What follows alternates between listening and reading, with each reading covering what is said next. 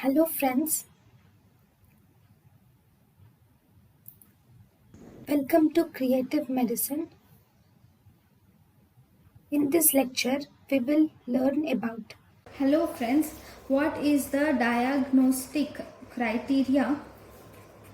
What is the diagnostic criteria for refractory ascitis? So if you see the diagnostic criteria for refractory ascitis, if there is lack of response to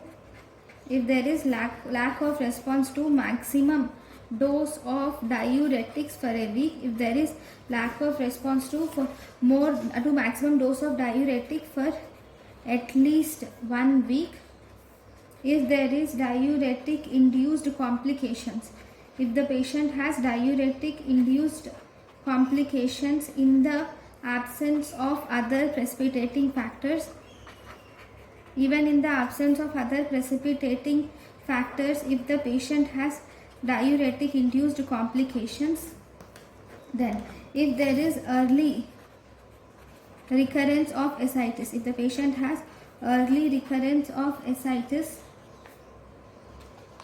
within 4 weeks of fluid mobilization, if the patient has early recurrence of ascitis within 4 weeks of fluid mobilization, if the patient has persistent ascitis despite sodium restriction, if the patient has persistent ascitis despite sodium restriction, or if the patient has mean weight loss. So all these are the main diagnostic criteria of refractory ascitis.